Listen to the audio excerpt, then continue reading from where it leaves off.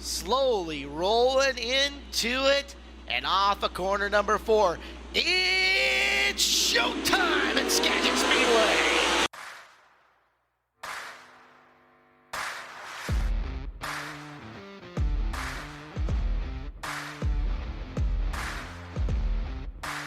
It's showtime! One car with the front of it that was junk, and another car with the back of it was junk.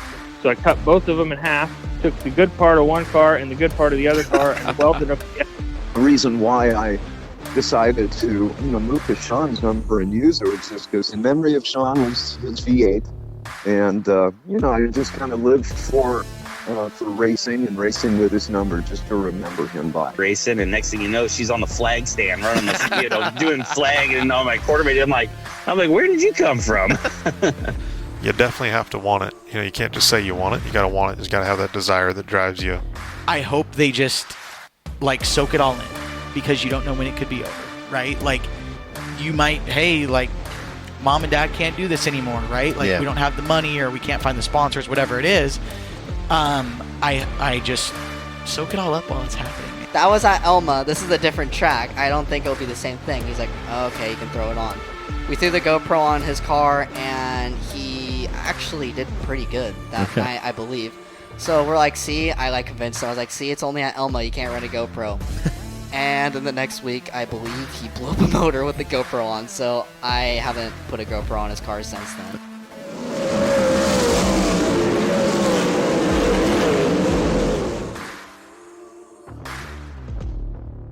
Well, welcome into this week's edition of On the Gas, a Skagit Speedway podcast. Blake Anderson, Erik List, and Kaleb Hart joins us this week. It's the first week of the 2025 offseason. Gentlemen, how's it going?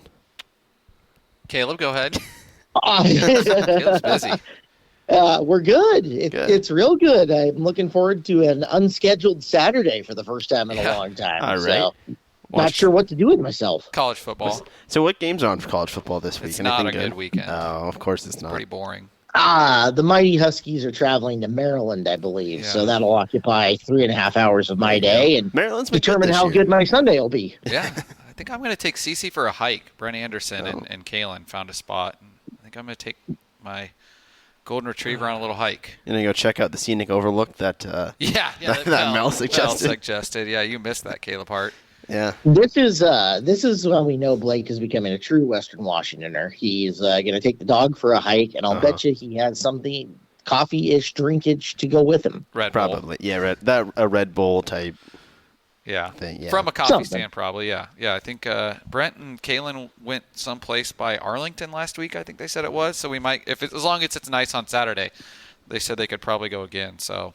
Oh, I think I saw that picture of them down at the Stilly River, if I remember right. That sounds right. So, they said I asked him, my golden retriever, she's only 9 months old, so she can't do the big hikes yet and much jumping around because her growth plates aren't closed yet. But we are pretty spoiled, you know what I mean, with where we live. It's very few places in the world that can be half an hour from mountains and hiking and snowboarding and water. That kind of stuff, and then half an hour from the beach. And really, not even a half hour. I mean, shoot. You think? I mean, you can see. You've seen that picture that I've got. I don't know if you've seen it as the background, but it's the one J.D. Dryden took a few years ago. The overhead that's got Sandwich Bay out in the background, and it's got the racetrack, and it's got all the wooded area in between it. Right? I'll have to see if I can find that for you. I don't know if I've seen that one. It's a cool picture. Oh, gosh. It's all within 15 minutes. Shoot, I mean, with High Limits here, High Limit gets some really cool drone shots, and they do the drone shot of, just over the racetrack, and there's the bay. And by the way a crow flies, I think I measured, Erik? I measured it. You've said 7, 8 miles. 7 miles, 7.2 miles by the way a crow flies. Or a bald eagle flies. I don't know how you officially measured that, but Google Maps, baby. You can measure distance on Google Maps. Oh, is that how you did it? Yep. Okay. All right. Yep. We're pretty spoiled. Yeah, we are. It's easy to forget how beautiful this is, and then when you actually stop and take a look, it's like, there is a lot of beauty around Skagit. Deception Pass is... Yeah. Erik and I talked about at the end of the last podcast just how much there is to do around Skagit Speedway and making a trip up here, and including Deming, and a lot of sightseeing you can do all within an hour. And drive Chuckanut Drive. I've heard that drive is incredible. I need to do that yet. That is beautiful. But there's some stuff I need to do this winter. which is absolutely awesome for those of us that are around all the time. It's awesome for our race fans because, you can there's plenty of stuff to do during the day before you come up on a Saturday night. And at the same time, boy, is that challenging too, because we have to work to get people into our grandstands against all of that stuff, right?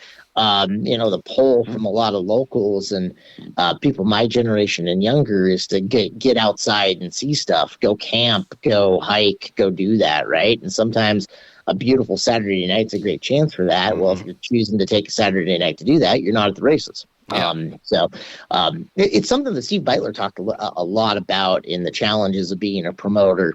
When I would get to hear him speak in front of business people and other tracks and other promoters and stuff, is like how back in the day, and Blake, you and I talked about this the other day. Back in the day, Saturdays we woke up and we went to the racetrack. April through September, that's what you did, is that you got ready for Saturday night at the racetrack. Now, between casinos, and we've got a lot of great partners through the casinos, but boy, they're entertainment venues, and they're sure using every opportunity they can to try to pull people in to entertain, because they've got comedians, they've got small concerts. Some of them with bigger venues have big concerts. There's always music. We've got a ton of professional and semi-professional sports in and around us. The pull of trying to get people to come in and enjoy what we're doing, even though we continue to take it up to a different level and doing it better and better and better. But there's just a lot else going on right now that really competes for the entertainment dollars. So no matter how much you can put into it and the work you do to make a better entertainment show for the people in the grandstands, that desire to have variety, and to the extent that some of our casino partners do that variety of entertainment really, really well, makes it even harder. Do you guys think that's why we've seen racetracks in the recent years, host more concerts and host stuff like that, because it's that variety and they can get a different type of audience to come in? 100%. I strongly feel that way. You've got to get people into the stands and let them know you're there somehow. Kaleb and I, we talked extensively at lunch a couple of Sundays ago about it. And, there's a lot of, you think, oh, this track's been here since 1954. Everyone knows about it in Skagit Valley, but you don't realize how many people are moving in and out of the Skagit Valley. What percentage of the population has lived here for that many years. And so you constantly have to act, much like I kind of preached to you, Erik, is act like the fans have never been here when they come through the gates. And you have to act like the people in the area don't know it's here, because as soon as you do, you start resting on your laurels, that's when the crowd stop dropping. And I firmly believe that's why a lot of racetracks from coast to coast are closing, is because they're not changing how they go about. They're not adapting to 2025. even you guys can test, it's a lot different. Kaleb, the promoting world's a lot different than it even was a decade ago. 2015 does not sound that long ago, but the world is vastly different, especially when you factor in the pandemic. That really sped up and fast-forwarded how people go about things, and you have to adapt. It's adapt or die. The way that we consume entertainment has vastly changed in 15 years, because smartphones really changed the game. The ability to be on the internet and be connected to anyone and everything at the same time. I can't imagine standing in a line without my smartphone anymore. Oh, I know. Oh, yeah. Waiting to order a cheeseburger or something like that. My immediate, if I get into a line that's more than 3 deep of any kind, my immediate thing is to grab my phone and scroll open Twitter, up Instagram, Facebook, Instagram, whatever web game I'm playing at the moment, right? So entertainment is always immediately at my fingertips. What is the positive of that? We're connected, right? We have the ability to interact, socialize. We have the ability to reach people through all of that stuff. What's the downside to that? People sit around 30 seconds and they start twiddling their thumbs. Where that attention span used to be vastly longer. You could sit and have somebody there for a period of time and not necessarily have to put something in front of their face. It's the reason that entertainment in general has changed in terms of duration. TikTok keeps people's attention for 15 seconds of video and then moves on, right? Here is a racetrack. You've had to adapt. You have to adapt or die on that. You have to put something on the track that is visually appealing at all times, or have something running on the big screen that's visually appealing at all times. Fan engagement that we send Erik out. And Hager harps on us about that every Monday morning. And he's right. He is. Yeah. So right on that, because anything more than about a minute and people are going to go, okay, and you lose them. You lose them into their phone because all of that extra entertainment and connectivity is so available to you. So the places that are closing their doors haven't adapted to running a different show. Mm-hmm. And today's race show is busier and more involved on our end of bringing that entertainment to our fan than it ever has been. It has to be a shorter show. It has to be a more involved show.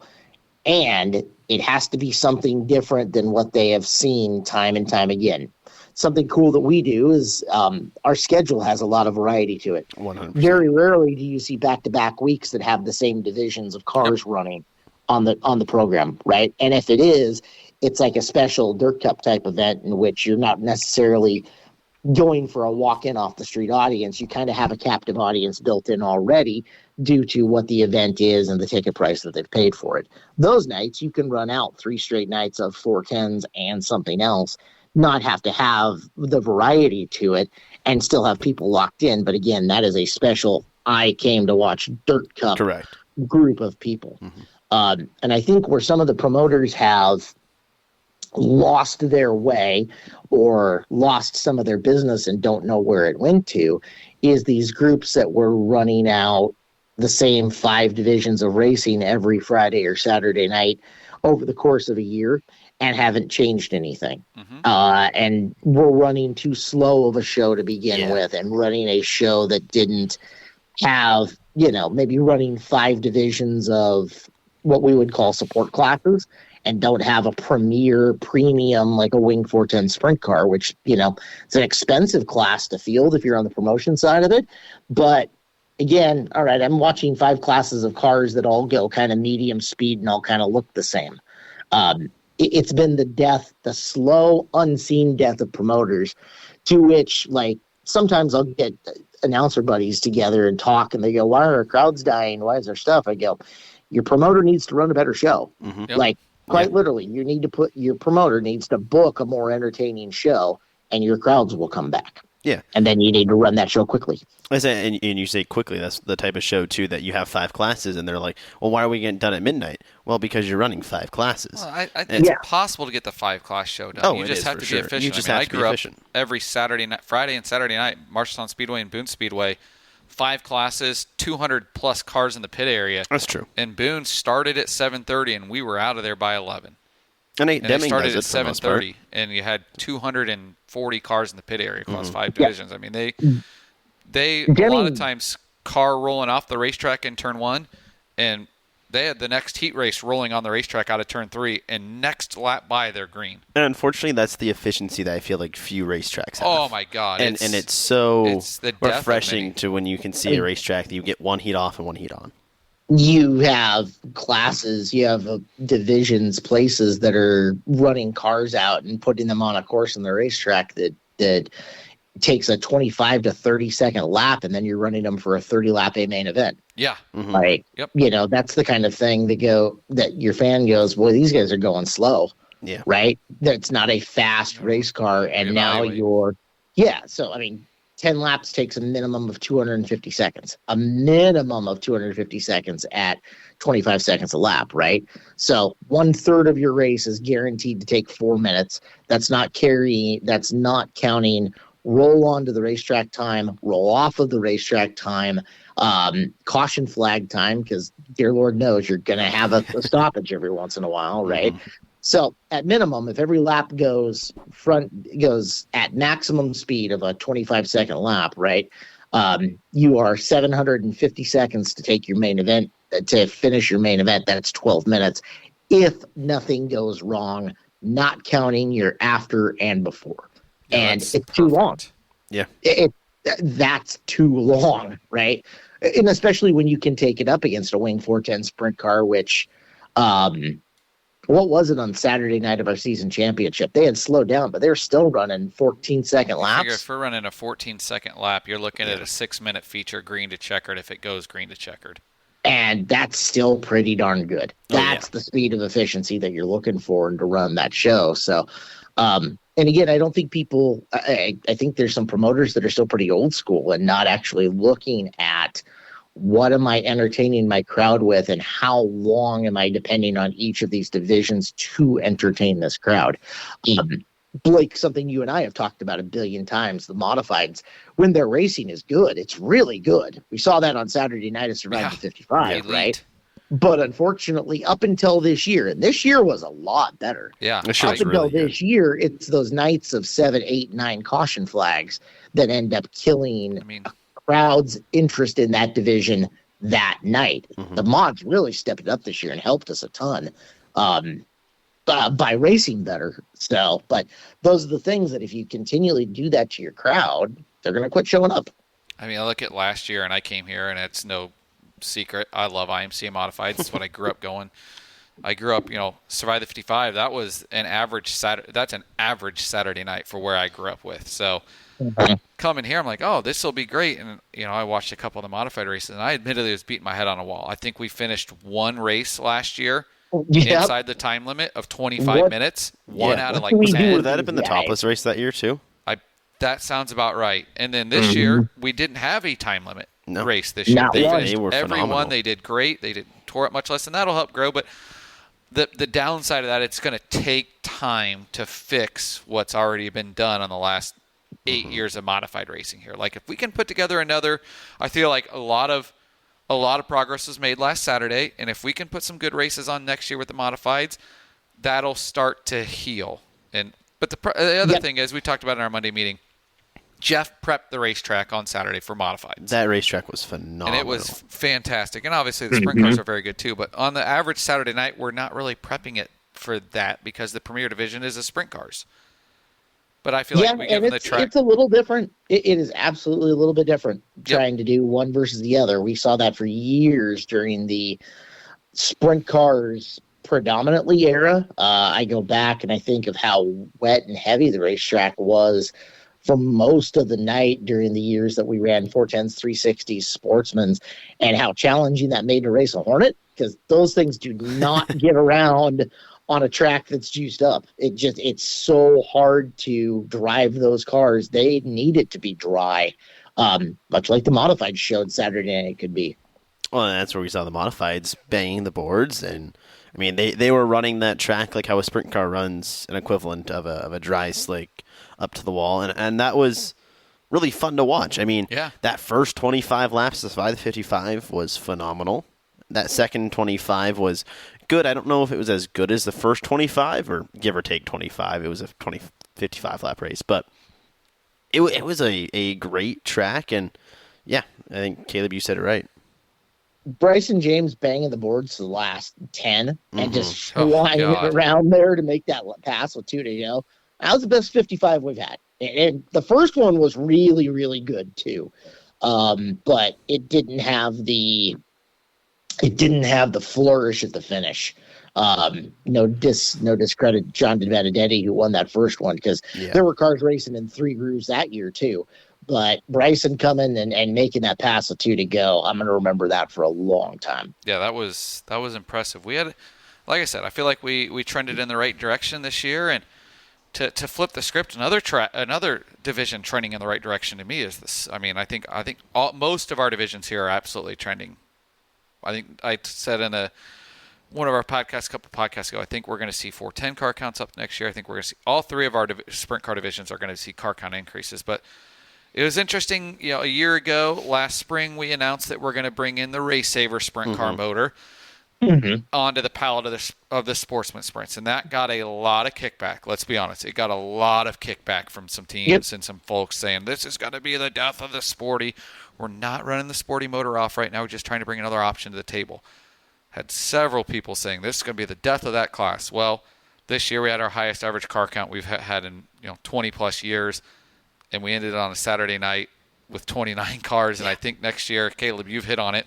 Several teams going to be moving up from Deming to here, which is what we want to see. It's going to cultivate new talent at Deming and allow them to grow new talent, and then it gets new talent here. So it's a win-win for Paul and us. And I'm excited to see. And several of those teams are going to be in are going to be in Race Saver motors, which is cool. Yeah, I think that thing that needs to be seen how it's going to play out is as guys are building new cars, and most of your sportsman guys are coming in with somebody's good used equipment. Yeah, you don't see a lot of completely new builds, but my question is going to be, as guys need engines, because, engines have a lifespan to them. As guys need engines, are they going to choose to go to a Race Saver, or are they going to choose to have another sportsman-style engine built? That's going to be giving them the option. Here, guys, choose what you want to do is going to prove long-term what the better option is. And so by doing it the way we're doing it, not saying, hey, you have to have this or you have to have this, but here's another path you can go down. It's a great benefit for the racers because they'll show us which one is the preferred one. Yeah. And then we can continue to foster that. What we're going to need to have is a sportsman division that stays fluid. That class is not designed to be a class that you should run, or in a perfect world, it's not supposed to be a class that you run 15 years in. We want, you to get into it, get to the point where you're good at it, and then have the upward mobility to build a 360 or a 410. So having a strong sportsman class is good, so long as it's not the same strong 30 cars that you had from the previous 2, 3, 4 years. You want to see those guys advancing and moving through on their career. And I think we are. I think we're going to see, we are. The top 3 teams potentially in a 360 next year. I know they're all working on it. Justin, Steven will be in a 360. Jaden, it sounds like, will. And Justin talked to him on Saturday, and they're working on putting a program together. I know Levi Kuntz is working on tracking a 410 motor down. So there's going to be some moving and shaking, which is good. I think you're exactly right, Caleb. It's not a division where we want a guy hanging out there for 10-plus years. I mean, if you have to, you have to. We completely get it. Like, if that's the top of your budget, then that's great. Fine. That's perfectly fine. But we really want it to be where you get in there and that kind of gets your feet wet and you get that itch to get a 360 or a 410, even better. And part of what the Race Saver thing is going to play out for us is we know that your cost to drop the trailer door is lower on a given night with the Race Saver. We know that they're on what should be a longer rebuild between that and your traditional sportsman motor. Yeah. That's going to be good. If they're competitive enough, right, guys will make the switch to them and will stick with them and do it, right? If they're not competitive, guys won't do them. And I think we saw they're competitive this year. I mean, our driver that finished second in points, Jaden Whitney, ran a sporty all year long, and they admittedly didn't really have it figured out till midway through the season, and he missed out on the championship by a point. Yeah, Macy Logs in the 305 all year was a feature winner. She was a feature winner. I think there were several Race Savers through the field because we have at least 4 of them because we're going to give away 4 of them at our banquet, the top 12, which I think, how about that being something that, Caleb, you've been in the game even longer than me. I've never seen a track do this. A while. We've got our top 12 in points. We've got 4 sporty engines we're going to raffle off that you just had to be in the top 12 in points, and you've got a 1 in 3 chance at winning the drawing. You just had to be in the top 12 in points. Like that is points. Yeah. That's super correct. Cool. That was really cool. I'm using ballpark numbers here, but what is that, 80 grand in motors? Yeah, they're valued, I think, about 20 to 22. Yep. Yeah. 80G in motors that we're giving away on Saturday night of the banquet, or Friday night of the banquet. That's which cool. is really neat that, hey, it's going to allow some teams to maybe race a sporty next year or feed that sporty motor on down the way to someone else that, maybe sell it at a cheaper price. And that helps jumpstart their program. So, I think it's a unique opportunity and something really cool. And, of course, the tip of the cap to Kevin Rodin and John Hager for getting that program off the ground. And Galen Stewart's really kind of been the straw and that stirs the drink on that. Well, those guys have had a lot on their plate. You know what I mean? Just looking at what they've done since taking over now 4 years ago. Yeah. Just, hit on that. That's something I want to talk about. What the transition here is. Caleb, you've been here since 2005 announcing. And you've seen a lot of changes at this place, and I feel like a good majority of them happened in the last 36 months. Yeah. They, as far as the new regime goes, Kevin pulled me aside I want to say it was at our advertisers banquet, which usually happens like January, February, where we get our group of partners together and we treat them to a night and have a guest speaker and stuff. And this was coming off, I think, of our first banquet. So this would be like February of 23 or so. Okay, so after the completion of the first year. So after completion of the first year, and we had gone through the entire year, and we had our driver's banquet, and he had pulled me aside prior to our partners' night, and talked to me for about 5 minutes or so about the way that he has done business. And I've seen Routine Racing for a long time. They've been racing at Skagit longer than I have been around, and I always got an outside look at the operation, but never an inside look at the operation. I always went, wow, that's clean, that's professional, that's really put together. All of the things that everybody can kind of see from the outside in. And Kevin spent a little time talking to me about his viewpoints and the way that he likes to have things done. And he made an analogy during that conversation that finally clicked. And maybe it's me being too dense to see it before, but when it clicked, I'm like, oh God, okay, I see this now. All three of us are hockey fans. Some of us a little bit newer to it than others. Eric's probably been the longer on that one. But, I am the new one. Right. And with professional hockey being in Seattle, we're getting a taste of what NHL hockey looks like, where before we had only ever had the Western Hockey League. Yep. We had only ever had Silvertips, Thunderbirds, etc.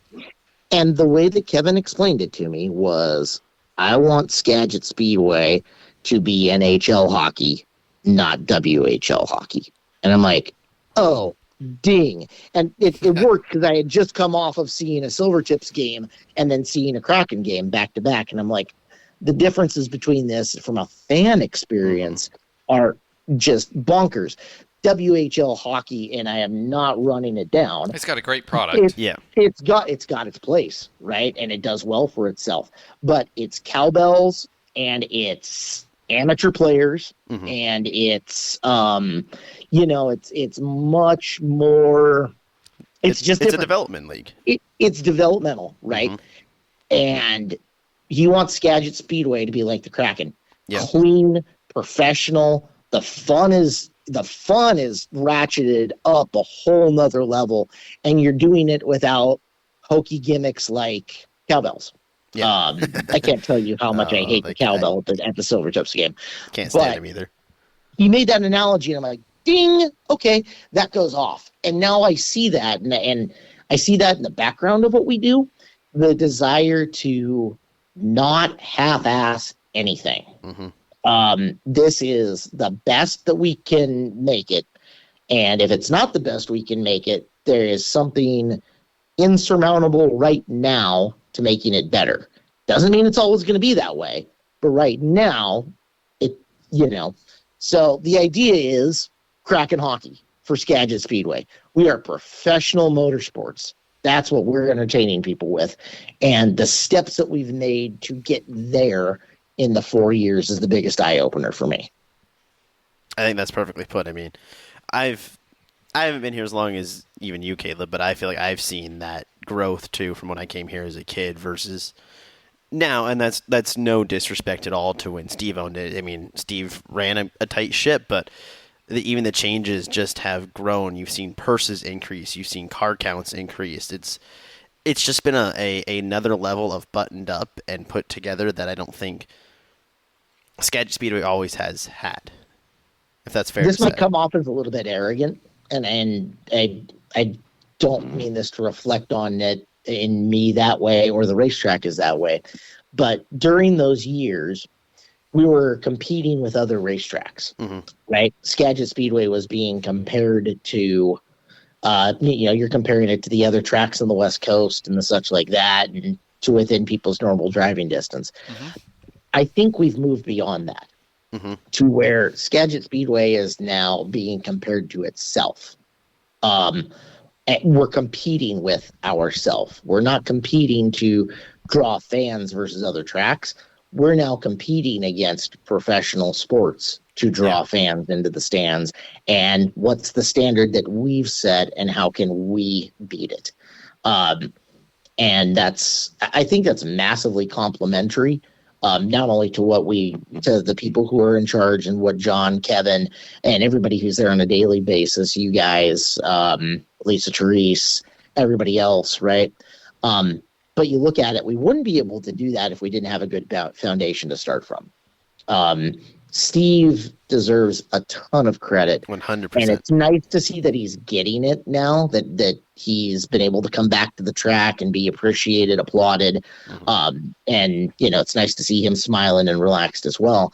But for saving Skagit Speedway and giving us a foundation to build on, and I truly hope that, the legacy of some of the times when resources weren't there to do more is going away, and it's more being, well, here's what we could do, and we left it in a place where we could build it up to be more. So he deserves a ton of credit for that, on top of the other things that he's added to racing. Oh, yeah, it's been one of the most fun things to see him back here this year. And, I mean, he was here during season championship as one of the numerous nights, and it's just good to see him here and enjoying himself. Yeah, it was refreshing to see Steve back at the racetrack for the first time since he'd sold the place, and always good to have him around. I have a good relationship with Steve and enjoy chatting with him, and I spent a couple of A-mains with him on Saturday's season championship, just shooting the breeze with him down in the grandstands when I was up and around. And it was. Where does he sit in the grandstands? He just stands all over. Okay. So I just happened to run across him, and we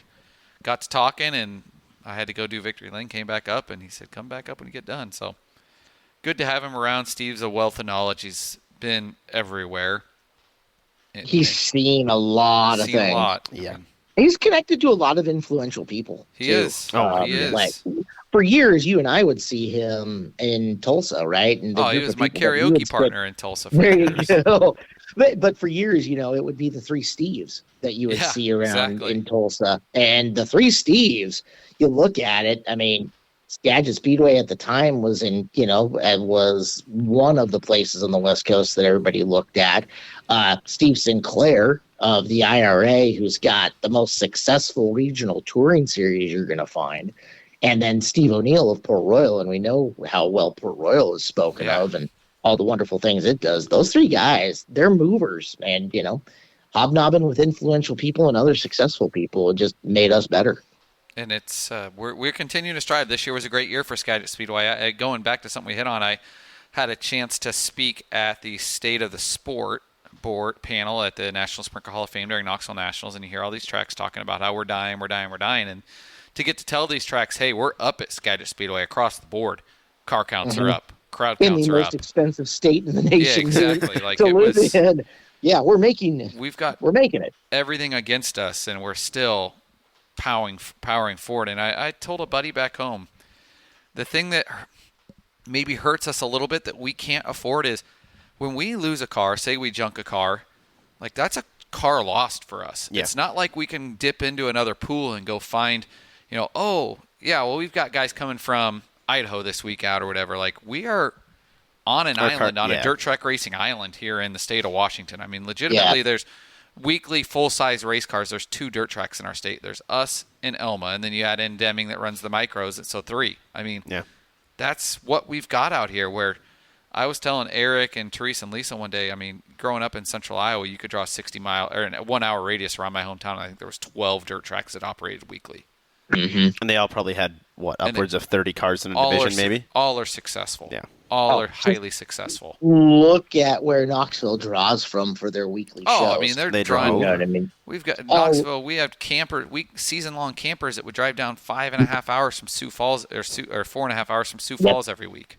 You got North Dakota, Minnesota, Iowa, Nebraska, running weekly from Grand Forks, Missouri. All kinds of people, right? Coming not just with cars, but fans, like you said, right? Justin Fiedler was talking about how the late model nationals is a little bit of struggle, and I will disagree with Justin on this. He said, well, look at, it's a sprint car fans. It's a sprint car state, but it's really not.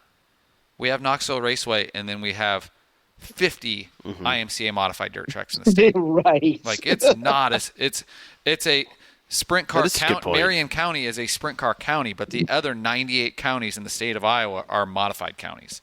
How did that happen that way? Was it just kind of how it all developed and got built? Yeah, I mean, Knoxville just kept growing, and they were running sprint cars, and State Fairgrounds ran sprint cars, but that died off because it wasn't super successful. And even 34, they run sprint cars probably about more than anybody. 34 Raceway, they're on the Mississippi River on the east side of the state.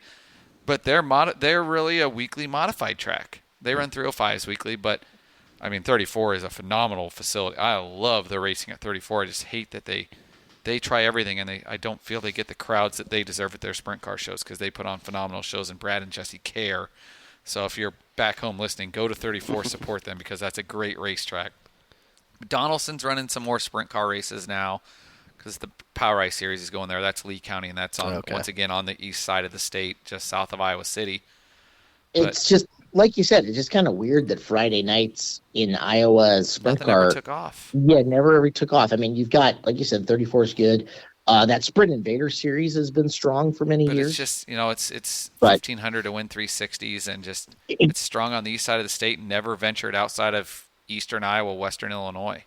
I mean, everybody kind of has their niche. You know what I mean? They found that. It's a great little niche for them. IMCA is headquartered in Iowa. I mean, Vinton, Iowa is the headquarters of IMCA, so that's kind of been the bread and butter. And they worked hard in the 70s and 80s to develop these racetracks, and then the Roots bought IMCA in the 90s, and it exploded.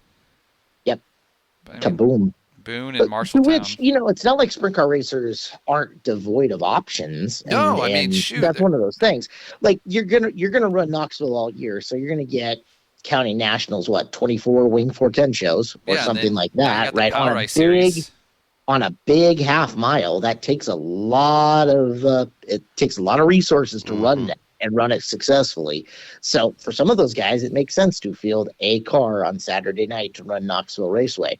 The guys with more resources, there's enough within a reasonable travel distance, especially if you want to go over to Huset's on Sunday. Now, granted, the Dobmeyer run of the 2000s is incredible. That was impressive. Yeah, that's been nuts. So you kind of need something on a Friday night to be a little bit closer, but again, depending on where you're traveling from. Todd tried. I mean, Jackson's the classic place of the race fans complain they don't get enough sprint car shows. Todd gives them a sprint car show, they don't show up. Todd pulls sprint car shows, the race fans moan that they lost sprint car shows. I mean, to me, it's the State Fairgrounds in Iowa all over again. Yeah. I announced there on Friday nights for a while, and people complained and cried when the fairgrounds went away because the State Fair turned it into a concert facility. I would announce on Friday nights to 250 people. Yeah. And all the people crying, you'd ask them, feasible. Well, when was the last time you went there? Well, I'm like, that's exactly why the racetrack is closed, because you said and didn't go and support the place. So if you want to cry, like the Yakima dirt track. Exactly. I mean, it's just if you don't want your tracks to close, stop finding excuses to not go and go support them. If you we would go over and run Yakima dirt track. Yeah, in the spring and the fall. 4 nights a year. Yep, spring and the fall. And it really started out as just the fall. The fall was the traditional finale to Northern Sprint Tour, ASCS Northwest, etc. The Touring 360 Series season. It was the traditional finale to that. And then Steve saw a reason to start our own touring interconnected 360 series that ended up getting the sanctioning call for those races.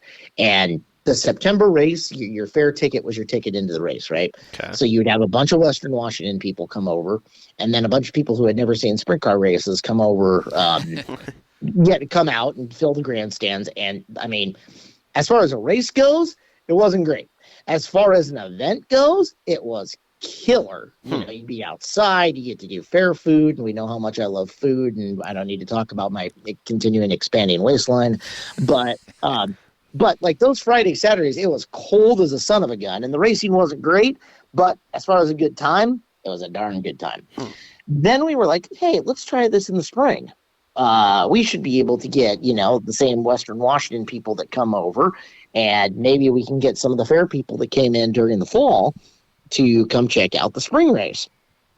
And it's a place to start the season a little bit earlier. The weather was always good enough. It wasn't, it was still cold, but it was dry. So, hey, we can get the lid lifted on your sprint car racing 3 weeks earlier than you traditionally can and get guys started on their build process. And there's a whole lot of good reasons for doing it.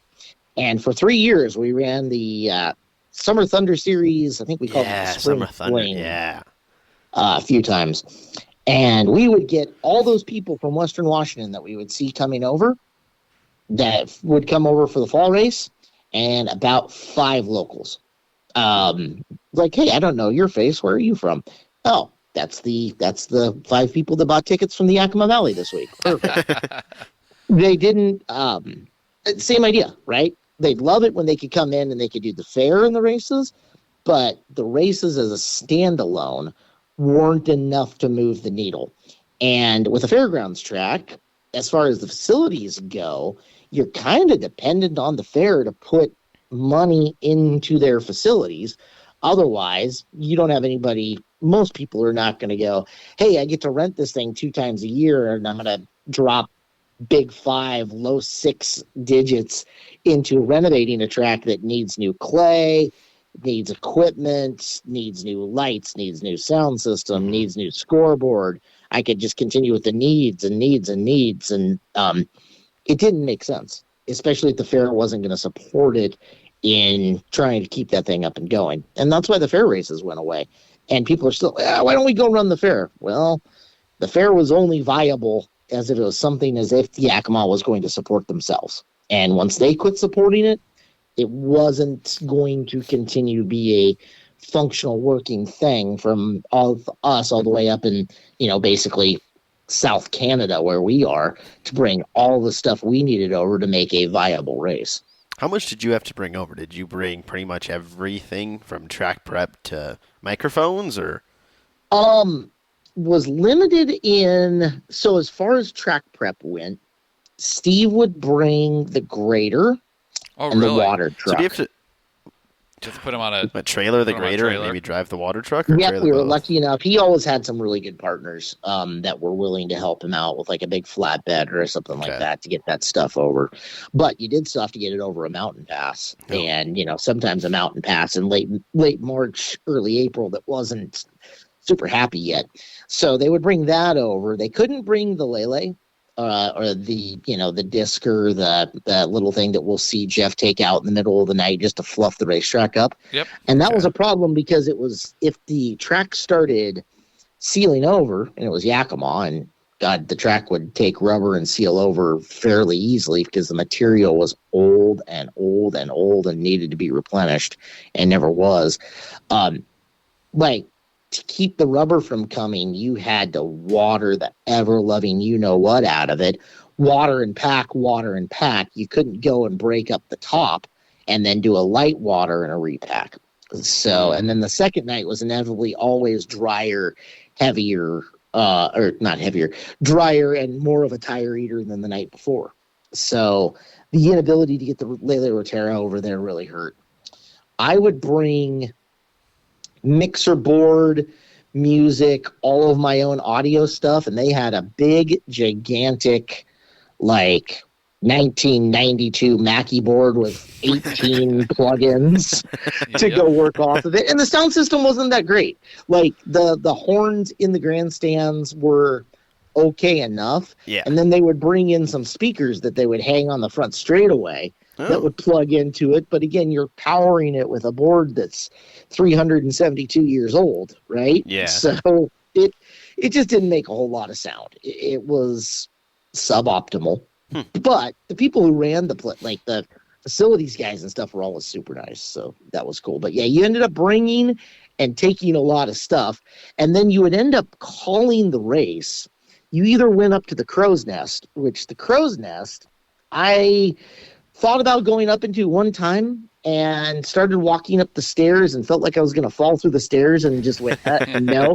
The Crow's Nest is an open, traditional top of your stadium, just little box, open air that would give you visibility of the whole track, but was also covered in bird droppings and rat stuff. And I was like, hey, hantavirus, fun. And took a pass on that. So you would call from inside it used to be a horse racing track, and you would set up. That's where all the audio was set up.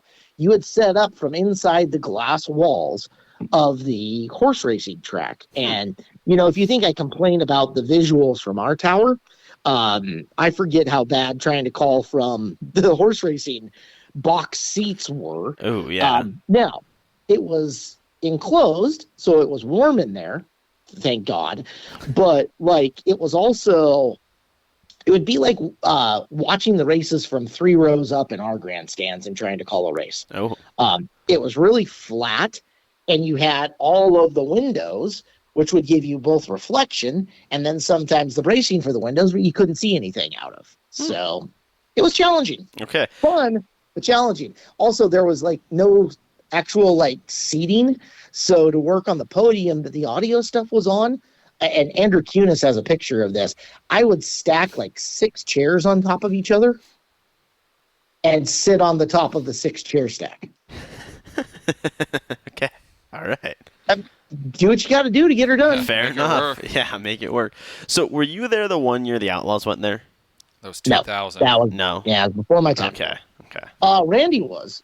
Pratt went over and helped out with that. So I would have been curious to know what that setup if I looked remember like. right. Yeah, I'm sure that John had a. Yeah, I am sure that John had a bunch of fun trying to figure out where he wanted to get set up for that. That was previous to internet broadcasts, even Dirt Vision being, Dirt Vision audio Yep. call on the internet. So, I mean, really, I'm sure he probably just came in and announced. Because that sounds like that's how it went in the early goings for him. But then obviously everything's really evolved. And, in the mid 2000s, we got the Dirt Vision audio call online every night. You could listen to every broadcast. That was a big deal. That was huge. Turn Dirt Vision on and listen. Why have they done away with that? Oh, they want you watching. I mean, it's all the money game. See, I would still pay if I had to pay $5 to listen to it.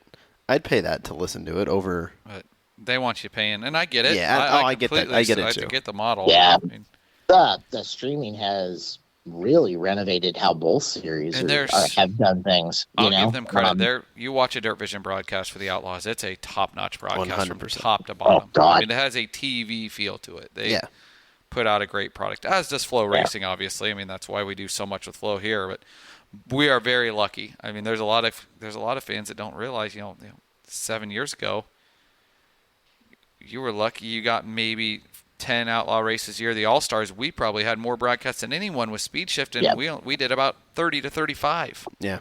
But it was all paying $19.99 to watch tonight. You think of the structure of it, Blake. If Flow Racing didn't exist, I don't know that High Limit would exist. Oh, I can tell you, it 100% would not exist. Yeah. 100% would not exist. The All-Stars would still be what the All-Stars were always intended to be. A great regional series. Strong regional series, and we never would have sold. I mean, I'd probably still be working for the All-Stars. It would have been a strong – we were really going good, especially when Speed Shift got involved. But it was a great stepping stone, and we'd have kind of been the AAA feeder series to the Outlaws and continue to develop talent. And I think that's kind of what we're missing in sprint car racing right now. Even with the All-Stars being back, it's a very, very – doesn't feel like they had to scale it back because they had to. I mean, it's exactly what we would have been if Tony wouldn't have sold the series. And we'd have kept trying to be. We'd have had to be what the All-Stars were this year. Keep it within 4 hours of Columbus, Ohio, and you've got some, the Ohio names that are maybe just don't want to run Attica Fremont every week. Yeah. Right. And on the Outlaw side, really, the growth of Dirt Vision is the growth of the company. As far as that goes, right? Yes. I worked there before Dirt Vision expanded. I was there and saw it. Yeah, Dirt Vision's expansion has been their business expansion at this point in time. Absolutely. The vision that Brian Dunlap and those guys had early on as to what they could do with that and how it's vastly changed over time to be the monster that it is right now. Dunlap's vision has made them millions. Yes.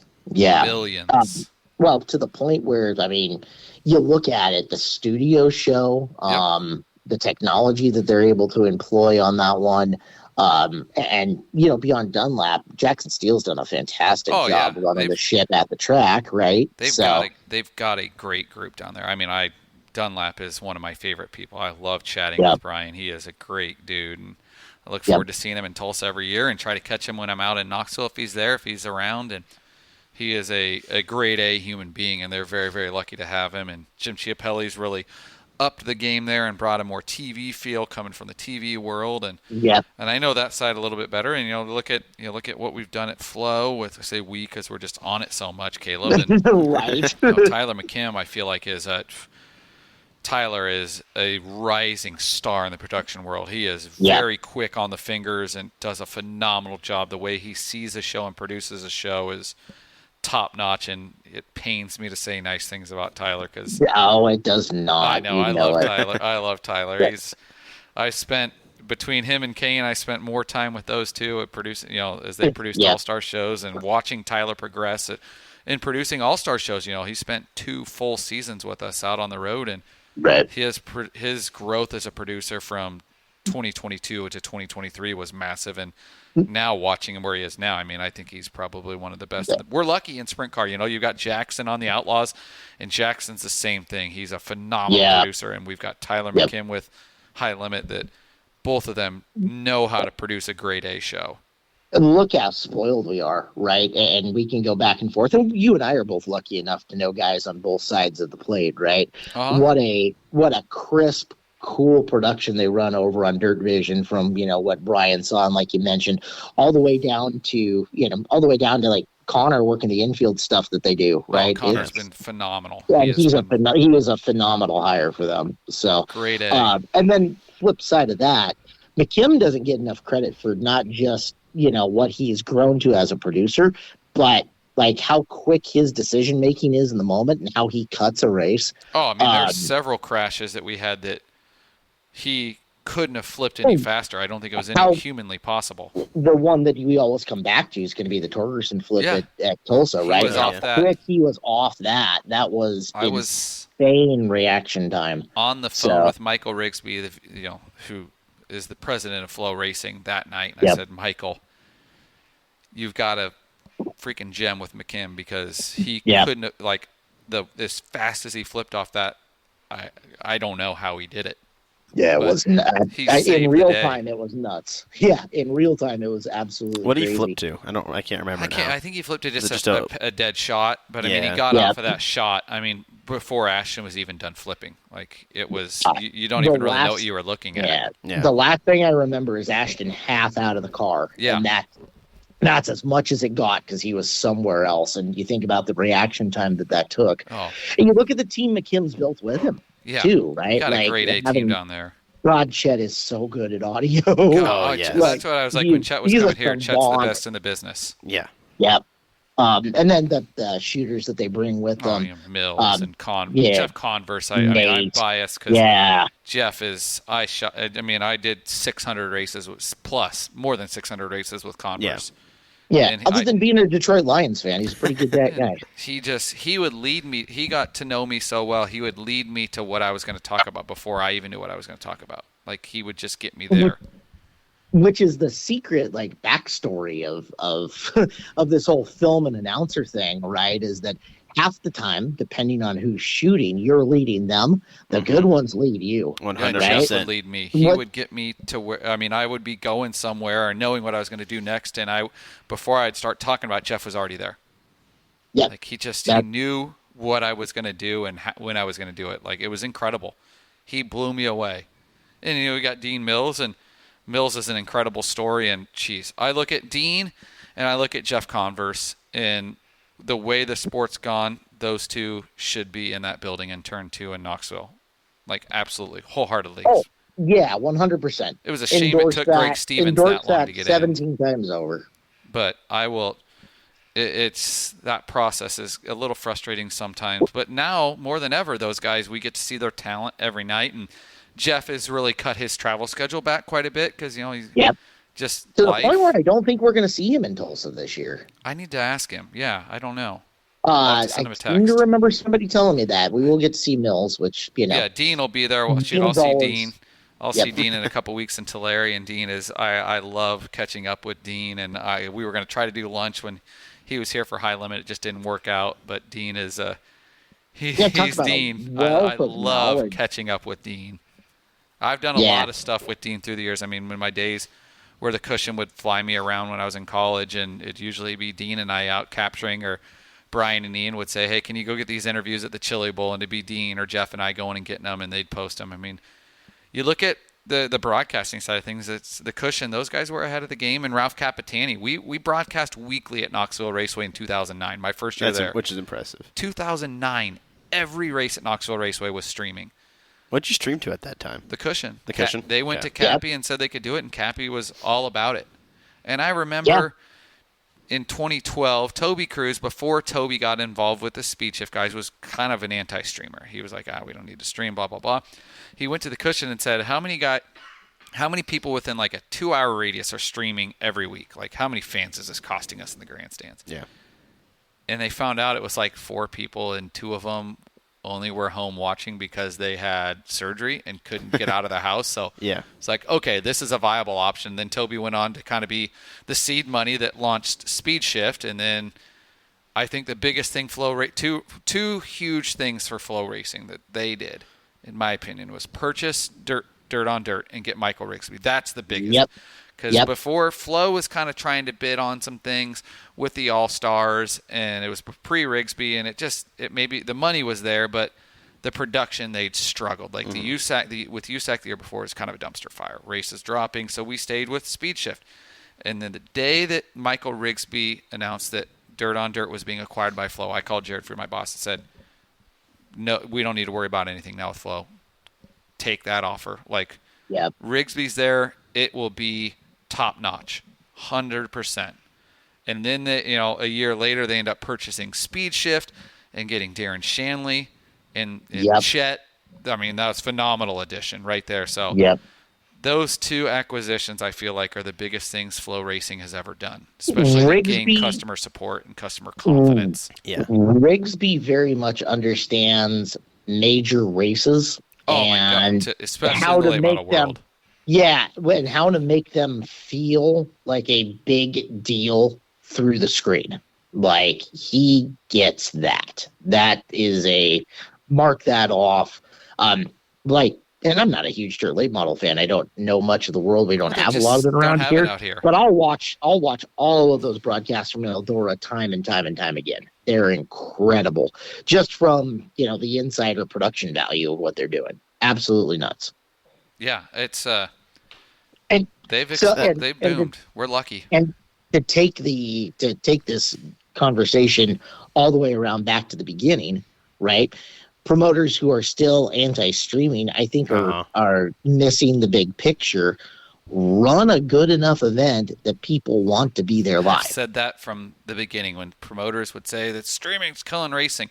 If you put a quality product out there. Right. Exactly. Yeah. We've seen it this year with our YouTube stream. Exactly. It's got us people wanting to come here. Our attendance is up, and for the second straight year, attendance is up, and we stream for free. Free, free on YouTube. You don't have to give us a nickel, pay a nickel.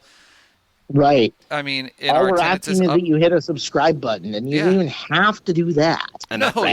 Our stream numbers were up. Our grandstand numbers were up. Our streaming numbers this year were up 300%, and our grandstand numbers up again. Like, it works. If you exactly what you said, Caleb. If you have a product where people feel like they have to be here and see it in person, they'll be here. And if they can't, it's a great secondary option. But you can't beat that night. That night that little Johnny is too sick to go out and sit in the cold on that night, but you still really, really want to see the races. Cool. I have an option, right? And that keeps them engaged in the racetrack and the messaging that we've got going on. And frankly, I think the added value for our partners as well. Oh, 100%. That's where our GM sees it, is John. Yeah. We've got X many people that are still watching, hearing the ad reads, seeing the signboards and stuff like that. Watching your commercials, No, you're not in the grandstands, but we're still hitting another, that 1,500 people. Oh, at least, so if you've got, 10,000 people in the grandstands, 1,500 people watching, you're reaching a lot of people there. Integrate the reach of our social media and all the people that can clue into that as well, right? Like the racetrack has gigantic reach And that is, I do sympathize for some of these places that are struggling to draw a crowd and such like that. We have an incredible opportunity where we are just with population base. We do. Yeah. And the amount of people we can hit. Where, you were talking about 34 Raceway, which is a phenomenally run joint, right? But what's the population base if you drive an hour anyway from there? Oh, yeah. Now that Burlington is decent size, there's maybe 150,000 people in an hour radius. Exactly. Where we've got 1 million.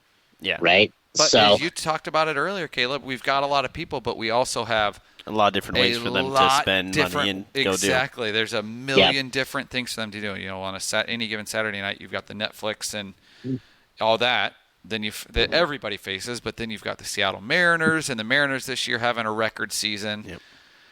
You've got all the hiking you could ever want to do. You've got all these farm and home shows and everything. It's just, there is a lot to do in an hour and 15 minutes of the racetrack, let alone an hour. Yep. Yeah. You want a paddleboard, you want a bowl, you want to do hike, skydiving. Now we've partnered with Snohomish Skydiving. We've got sunset balloon rides. I mean, you name it. You can find it here. Whale watching. Exactly. Whale watching tours. There's a lot to do here, and then you haven't really even factored in all the tourist sites inside Seattle that a lot of people do. I mean, I'll admit it, I'm a sucker for the tourism I've lived in Western Washington for 20 plus years, and I still haven't done maybe a quarter of what Seattle has to offer in terms of what's in their downtown. It is. I mean, shoot, I'll admit I am a sucker. Like, if someone says, let's go to Pike Place Market, I'm all in. Pike Place, couldn't be more in. Or let's go down to the Needle. Absolutely. Touristy stuff's fun. I love being around the people. And of the many things we complain about in our state and the fact that it is pretty expensive to live in, the one thing that they have kind of got right is that light rail system. Oh, the light rail is phenomenal. Vastly easier to travel. $3 to get downtown rather than $35 to park for the day, which is what you were doing parking across, by Mopop. And the stress of making the drive in bumper to bumper traffic. Yep. And then you pay $7 to ride the monorail down to World's Fair, and everything's right there. Yeah. I was telling you when I went to the Mariners game when they clinched the playoff seed. Yeah. I was at $6 light rail ride from the Linwood parking ride that took absolutely nothing. And free parking. Down, and that's 40 worth minutes back. And free parking at Linwood. Yeah. It made too much sense not to do it that way. My mom and dad and brother and sister-in-law and niece were out here the week before High Limit, and we went downtown every day. Kind of, this is the only time we're here. We need to check off all of the cliche things to do in Seattle. And we're like, screw parking. We're going to ride the train. Instead of it cost us less to ride the train six of us than to park all day. Yeah. I remember when it wasn't. And they're doing a good job of just expanding it. It's coming farther and farther north. It's going north. Now it's across the lake. Uh-huh. But come see us at Skagit Speedway. We're only an hour from Seattle. There's a ton to do out here. Actively working on getting light rail up to our track. Yeah, we are. We're pushing them to bring the light rail another hour north. But what happens first, the new tower or light rail? Oh boy, yeah. That's a great question. Not holding my breath on either. Yeah, not holding my breath on either. But I will say I take my bias out of it because I told John Hager this before even coming to work here was even an option. I've been to 100 and almost 90 dirt tracks. This is the most picturesque track in the country. Yeah. Yep. And Calistoga probably up there too, but I'll put us up against anybody. We've got the trees, the mountain, sunsets, the trees, the sunsets, the water. The fall crisp air is here. Well, who knows, Blake? I mean, under the new restructuring of the world, maybe you and I get a chance to go see Calistoga coming up in 2026. You never know. I mean, shoot, that's something we can, news and notes we can hit on before we close things up. Been going an hour now, but obviously, Kevin, we've got 3 announcers together. Exactly. There's going to be plenty to talk about. We can go forever. We've got Trophy Cup coming up in 2 weeks. That's going to be big. I know we've crossed 50 pre-entries and working on getting, last year was 64. I think that we can be in that neighborhood, potentially even top it. Lisa's been working hard on that, and John and I were going over pre-entries and entries on who hasn't. And John's heading down there this weekend to push people to enter. So then that's on Flow Racing. So you'll be able to watch that. That'll be my first trip to a dirt track in California, ironically. But that's big news. And then the news of the week came out Monday. Kevin and Brad Sweet purchasing NARC. And I think that just gives us more power on the West Coast on scheduling and being able to work with everyone and make sure we're scheduling 410 races in the right places to grow them and continue to grow 410 racing on the West Coast, which is the ultimate goal. I was watching the Rodman Rundown. Actually, watching it last night. John and I watched it last night before we left. Yep, Chase is talking about the thing, and I thought he made a lot of really good points. I think there's a sweet spot in scheduling for a traveling 100%. series, and the little tinkering of purses would probably do that a lot of good. Well, that's what blew me away coming out here is I saw all the talent on the West Coast. We've heard about it for years, and then I saw the NARC purse. And I looked at, like, compared to, like, everything else in the country, I'm like, it's the worst regional touring series purse in the country, in the most expensive area in the country. Yeah. Yep. So I think we can tweak that a little bit. It doesn't need to be $1 million to win and $1 million to start, but if we can get to their credit, get to 5 and 5, that'd be good. Yeah, to their credit, Jim and Brent have been working on that consistently. You look right? Chase hit on it. Look at the money. Yeah, the money they've got. They've done little by little, and I think this year 800,000 given out this year. Now, what I'd be interested in is what their numbers would run, because I'm assuming that all the numbers that Chase had were all taking into account Dirt Cup as part of that. And that was $353,000 right there. Yeah. Right. So if you took Dirt Cup out of that, because Dirt Cup's been counted in the NARC stats since 2022, right? It went from 50 to winning. Yeah. What does that scale look like? Right. Yeah. How does that change? How does their car count number change with that scale, with that one individual event out of it? Because that would be interesting. Dirt Cup exists, right? And it's awesome that it's existed with NARC because having them back has helped bring cars back to it. 100%. Right? Yeah. However, Dirt Cup could exist without NARC. We don't want it to, right? And I think now it won't, which is good. Which is awesome. But I think to an extent you need to pull that out of the calculations because it's its own. What am I trying to say here? It's its own event that is not indicative of what their tour is doing week in and week out. Yep. Right? That's a good point. But you look at their schedule, Caleb, this year, and they have a lot more 5,000, 7,500 to win, 10,000 to win races than they have had in the past, which you just chip away at it, little by little. But I think Kev and Brad obviously have more resources to invest in that, and you're going to have some more backing from Flow Racing now, which will be good. And I think you're going to see that grow, and I really think I told John and I were talking about it last night. I think we really hammer home NARC After Dark. Like, just embrace that and run with it. Yep. I told John, late on the East Coast, check out NARC After Dark. Exactly. I told John, NARC After Dark, yeah. Steven that runs Master Gassers, who is a phenomenal Twitter account. Like, he phenomenal graphic stats. Give Master Gassers a follow on Twitter and on Facebook. He kind of coined a Skagit Speedway nightcap, a nightcap with Skagit Speedway, and I told John that last night. Like, we can kind of embrace that. That's a solid little thing we can kind of run with. It's a nightcap at Skagit Speedway. They got NARC After Dark and a Skagit Speedway nightcap, and now we can kind of work alongside each other. I think you're going to see 410 racing. It's obviously not going to be in the best spot it's ever been because that's going to be hard to do and hard to top what NARC and 410 racing was on the West Coast in the 90s. Right. But I think we can get it. We can get it back to the best spot 410 racing's been in 20 years on the West 100%. Coast. I think that's you get the best spot for the time you are right now. Yeah, I think that's a pretty easily attainable.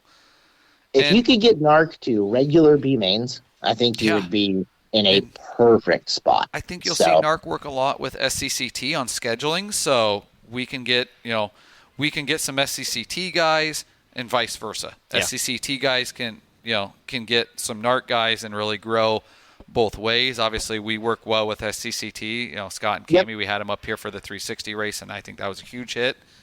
Yes. Our count was very, very strong. Was as strong as we've seen it in 15, 18 years. And it was a really good show. It was. So I think was good.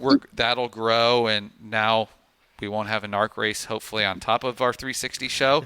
So there's another 5 to 8 cars. Show. So one of our car owners from Skagit on somebody's Facebook thread for the announcement of Brad and Kevin taking over NARC was right. Like, I love this idea, but I wonder why they keep trying to kill 360 racing on the West Coast. I'm like, I don't think they're trying to kill 360 racing at all. No. I think we're trying to grow 410s. I think there's a world where both of them can thrive. In fact, 100%. If 410 racing is thriving to an extent, 360 racing kind of has to come with it. Yeah, well, you stop guys poaching. Yes. So I had a prominent member on the Pacific Northwest 360 sprint car scene talk to me at a racetrack this year and was complaining about Skagit Speedway trying to kill 360s, blah, blah, blah. And I'm just sitting there thinking by paying them more? Who has the best 360 sprint car purse in the country? That'd be Skagit Speedway. That'd be Skagit Speedway. So the track that offers the best 360 purse in the country for 360s is trying to kill 360s. Yeah, that doesn't make sense. While we're not running them weekly anymore, sure. We're not running 410s weekly anymore. We're not running 410s weekly, but you can also look at our crowd, and our crowds are significantly better when the 410s are running. We're just trying to grow 410 racing, and I think you are wholeheartedly right, Caleb. If we can continue to grow 360 racing, or 410 racing, 360 racing will come with it. Mm-hmm. And you'll stop seeing, you'll get guys that can kind of carve out that niche in the 360 world. 360s obviously aren't as strong here as they were 10 years ago, but also 10 years ago you had, Elma had a decent 360 field. We had a good 360 field here. You had the ASCS Northwest that had good 360 fields. Oregon. Sprint car racing was much stronger in Oregon, and that's sprint cheaper car racing than it even is. Sprint car racing down in Oregon is, right trouble. now it's on. Its heartbeat is faint. Life support. Yeah. They're trying to keep it going, and we would get support out of Edmonton. We would get support out of Montana. Yeah, I look and 360 racing is not in a great shape in either of those places. No, and it's getting better in Montana. John's done better, but that's also 15 hours away. Yeah.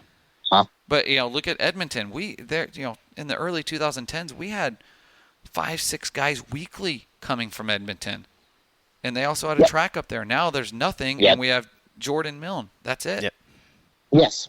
Thank you, Jordan. Yeah, great. And Brad and Jordan, they're glad great. we can provide them a place to race. I love when I get to go down and talk to Brad. He is one of my favorite people to talk to down there. He hollers at me every time, and I appreciate that. But you look, they're the lone wolf now. And 10, 15 years ago, they were 5 cars. They're from BC. Oh, you're talking. Okay, sorry. I see what you're talking. Edmonton. Edmonton. Okay. Yep. And the way that the world is right now, I don't think it's ever going to get to the place where you can depend on a huge traveling contingent from Edmonton, Montana, Oregon I don't to think come. so. However, what you want is for them to be able to provide 20 plus cars, 15 plus cars to come and support your Speed Week 360 Nationals kind of runs. You know what I mean? We'll work alongside John, obviously working on some things there, and we've got a good relationship with John Youngquist, who runs the ASCS Frontier region in Montana, and I think not even ASCS Frontier, I think we maybe need to work alongside the ASCS region that runs Western South Dakota, because I can't remember what region that is, but they had a 360 race. No. They had a 360 race. I think that might be ASCS Black Hills or something like that. Yeah. I can't remember the exact name, but they ran a 360 race the same weekend as ours because John was off, and a lot of those guys went to the Wyoming race instead of coming out here for the big money. So it's like if we can kind of get them to work alongside us, I think there's another 5 to 8 cars that we get. Northern Plains? Yes, Northern Plains. Yeah. We get another 5 to 8 cars there. Much less maybe getting the national tour back for a swing. I mean, they came all the way to Montana. They're growing, and I have a super close relationship with the series director with ASCS National, Lonnie Wheatley. I've known Lonnie for 17 years now, and Lonnie and I talk to him on the phone, once a quarter and every time we do, it's a 2-hour phone conversation. But Lonnie and I have a great relationship, and it's something that's being discussed, but I think they're just having to grow. They got to grow. They got to keep growing, and they're doing the right thing. I said they're taking baby steps rather than telling these guys, hey, boom, we're going to Washington. It's like, hey, we're going to go to Montana. Maybe, next year you spread a little further. So I don't know if that's maybe on the table in 5 years, something we would consider. I think our Bob's race would be tough for ASCS National, though. I'll say that because they'd run here. And they've got to go to Knoxville right Thursday, after. they got to be in Knoxville. Yeah. It's possible, though. I mean, shoot, high limits here on Saturday and Thursday. They have to be in Port Royal, Pennsylvania. But that's a little easier because you've got with ASCS, you've got guys still running full-time jobs. Yeah. Yeah. And easier with with full-time. high limit, you've got guys that is their full-time job. Yeah. So they're paid to go drive from Skagit to that's a little bit of a Port difference. Royal. But you never know. I wouldn't rule it out. I wouldn't rule anything out with Kev and John, to be honest. I've quickly learned that nothing is not on the table with them. It'll be interesting. Where are we? You look where we are in 2022 to where we are now. Where are we in 2029? Yeah, 2030. Exactly. That's closer than Take I a want look to at it ever like admit. little. I agree. Yeah, take a look at it in little 4-year snapshots, right? Like freshman, I mean, even sophomore, 2-year junior, snapshots. senior. Yeah. Look where we were 2 years ago to compared to now. I mean, it's been a light years difference.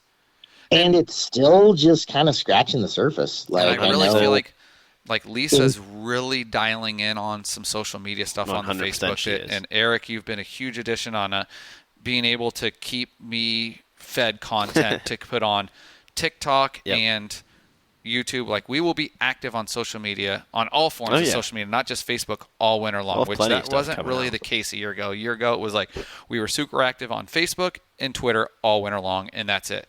Now we've got content that we will be at the forefront of everyone's minds 365 days a year. And you have to be. Otherwise, people will move on. But Kaleb, we'll let you. I think now's probably as good a time. We'll have you on again, Kaleb, because obviously, I mean, we've got a lot to cover this winter. And, I mean, we filled an hour 15. With and it was easy. Problems. Yeah, so Kaleb, worried about filling more. I can say with 100% confidence, Kaleb will be a many-time guest over the course of the winter, especially when we've got some topics to talk about regarding racing in the Northwest. And obviously, Kaleb, we'll do a Tulsa Shootout Chili Bowl preview coming in December to talk about what's going on. You lucky guys. And we can tell Erik what he gets to miss out on there. But Erik's him. also lucky because he says us lucky. We get to do that. We're lucky, but he's also lucky because this crappy time zone that we're in pays off. True, I can wake a up here, and you get to wake up and you get to watch Chili Bowl and Shootout here at the office all day long. So that's not a bad beat either. Yeah, Erik's not going to miss the 6 a.m. wake-up call for the 7 a.m. run to the facility. That sounds like fun. I was telling Lisa, she was talking about flights, and I said, well, yeah, last year my Shootout flight, we got back to the hotel at about 1:30, 2 o'clock after Saturday, and what did I get to do? I had a 2:35 Uber to the airport. Yeah, it was a quick turnaround. That was like, hey, we'll meet you down here in 35 minutes. So go ahead and shower and pack up, and we'll go to the airport. And we got to the airport, and guess what we got to do then? We had to wait in line for the airport to open for a 5 a.m. flight. Really? We stood in line security, and they opened security at 4 a.m., and we were like 50th in line. Like, we're going to miss our flight because they aren't open security. See, I'd pay to suffer along with that at least once. Oh, it was... Erik, you know why you never hear about the Tulsa Shootout after party? Because there's not one. Because there is no Tulsa Shootout after party. Chili Bowl after party. Chili Bowl after dark is a thing. Yeah. Oh man, Chili Bowl after dark this year. When that night we all stayed. Was that Thursday? Yeah. That was a Earl good time. Boone had a night. I was just sending videos of Earl in the group chat. A week ago. I can't wait. I cannot wait. Earl is good for you guys. My long lost brother. He is a gem of a human being. How much of a bad do you time think as we give him. Tyler McKim's blood pressure rises when he cuts Earl and I loose? At least 30 to 40 points. About as much as yours goes up watching Iowa football. Yes. No, I don't know what you're talking about. Yeah, when Tyler tells Earl and I, you guys can do your pit walk. I think his finger has never been closer to the dump to button. The mutant dump. So many times. Well, and then back in the booth, as me and Clinton Wilner sitting there just going, now what? Yeah, you just see the train wreck coming because Earl and I mean, the train's lifting off the rails at all times when you cut us loose, and it's just a matter of can we keep it on the rails. And boy, do we skate that thin line, and we love it. We love it. That line is real thin, like. There was a couple times where he had to get on the comms and say, settle down. You are heading in a bad direction. Like, okay, we'll reel this in. But honestly, the back channel stories of Tulsa are almost as fun as the ones we can tell on air. At some point, we'll get to tell back channel stories. One day, when we're ready to not have jobs in the industry. It's in the book. Again. It's in the book. Yes. Yeah, when I have fully retired and I have nothing to lose in life, right. The back channel stories will see the light of day. All right. It'll be a good time. Yeah, but no, we'll have you on again, obviously, before the season. Sound good, boys. Schedule and Warpa. We've got a lot to cover this off season, and we will, because we're still going to be on the gas. Oh, always on the gas. All right, I'll let you guys finish the show up. Right. I appreciate you having me on. Thanks for being on, Caleb. We'll talk to you later. Later. See ya.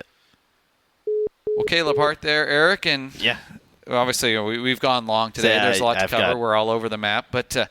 No, it's off-season's well underway. This weekend, National Open happening. The third and final, in my opinion, crown jewel of sprint car racing. That is kind of the three crown jewels, obviously, being Knoxville Nationals, Kings Royal, National Open. Those are the three, to me, that are just stand on their own. And this weekend at the Williams Grove Speedway in central Pennsylvania, that's the place to be. Do you have a pick for that one? No. Okay, that's fair. I don't. I want to see Darren. I'd like to see Darren Pittman get it. He's been so close so many times. He's run second so many times. There's so many good local guys. There's some good locals out there. I mean, Macri is out of the picture. He's hurt. Danny Dietrich always steps up to play. Yeah. Dietrich could get another one. That's who won when I announced it, and we'll see. That's one to watch, and obviously High Limit. They start to wrap up their schedule. I think they have 4 races left. 2 weekends. They have 2 weekends left. They go to Lakeside next week, and then Texas the following week during Trophy Cup. Trophy Cup, we talked about in the show, entries over 50. That's on Flow Racing this year, so check that out. NARC in California this weekend, NARC this week in California with SCCT. That's on Flow Racing. They're at Tulare on Saturday night. Should be a good night there. And that, if you've never watched Tulare, watch Tulare. Watch Tulare. I can say there's been one race the last decade that has been P1 on my bucket list to get to, and it's Trophy Cup, and I'll check that off. But yeah, I'll be Saturday night. We will have college football. I'm not even. Who am I kidding? I will have college football on my TV, but I will have NARC on my iPad. Yeah. And SCCT, that'll be a solid field. A great race, and you get a little bit of preview of what we're going to see in a couple of weeks at Tulare, hopefully with the Trophy Cup and a lot of the same guys. But things are winding down quickly. Obviously, the high limit points battle is phenomenal, so keep an eye on that. We'll talk about that next week as we lead into Lakeside. And the Outlaw points battle is pretty much wrapped up. David Gravel is going to be your Outlaw champion unless something catastrophic happens to them. Even then, I think it would take a lot of. It would take arguably the worst luck in sprint car racing history. Yeah. Gravel's been, that's probably the fastest sprint car in the country consistently. But you look at, they've got a couple fast guys there. Macedo's been in the mix. Buddy Kofoid's been a rocket ship. So we'll see. Gravel's tough there. He won the National Open, my first National Open in 2014 in the Roth ride. Very controversial National Open as he and Stevie Smith came together in turn 1. Stevie running, as a PA local, and David, I don't think it was as egregious as many people, as the PA fans want to think it was. I think it was just a racing deal, but it's Central PA and everything's a big deal out there. But no, that's kind of that's the focus. I think Powry back in the Midwest is in action this weekend. That's where Reitzel's heading. He'll head to Lee County where he picked up a $10,000 payday in April. So we'll kind of recap all that next week, and we'll be back next week with another episode. I don't know what we'll do. We'll figure that out as we go. And the offseason will be different. We'll maybe have to do a Trophy Cup preview next week because the following week Trophy Cup's racing on Thursday, so it'll just be we might be off. We might be either off Trophy Cup week, or if you're here, if you're not going, then you can do what you want. If you want, you can maybe have Caleb on as a co-host or JY. Yeah. So I don't know. I'll let you do what you want, or both of them. Yeah, I don't know if the world's ready for that. I think I can sit for an hour and a half and not talk much. Yeah. No, it's we appreciate everyone tuning in. If you've got some ideas, shoot them our way. Like I said, we're going to have several longer form podcasts this winter. I mean, Steve Beitler was in the office a week ago. Yeah. And maybe not even a week ago. And I told him, we said we'll have Beitler on, and I said we know that's a 2-part. That's a 2-episode of one. We got to have Beitler in person. We just got to figure out when we can get him on in person. That's true. Before he heads out. But maybe we have to do it next week. But nonetheless, we know that's a 2-episode. I mean, that's a racing career episode. Skagit Speedway, growing up here. probably up until about 2000, and then we'll have an episode of 2000 on. Obviously him acquiring the racetrack and now retiring, and Steve Beitler yacht charters and being a boat captain and doing what Steve does is. None of our Chili Bowl stories will be able to come out though, Eric. So I want to hear some of your karaoke stories. Those are out of bounds, but yeah, we'll have Steve on. I think we'll get several. I'll work on several prominent national touring stars of years. Stars, and I think some. Yeah, we can get different aspects too. That won't be drivers. We can get some crew guys on. Yeah, I'm sure we can get Tyler Swank on at some point. And I'm spacing his name now. I'll tell you. When I remember it, I'll tell you. But well, if you like I said, Dave Sharpley, I think would be. Yeah, Dave would be great. Dave would do it. I can get Dave on, no problem. But if you've got ideas, if there's a former Skagit Speedway driver that you want to hear about, of years past, and you've got a connection, certainly let us know. First on that one. Certainly let us know. Of days gone by where we could catch up with a guy. What are they doing now? Let us know. Tweet us. Tweet Skagit Speedway. Eric or I. We're both very active. Yeah. Tweet either our accounts too. Yeah, let us know. But we love to hear from you, and we will keep plugging along. We appreciate you tuning in for another episode of On the Gas. Other than that, we'll see you next week. Soon. Take care.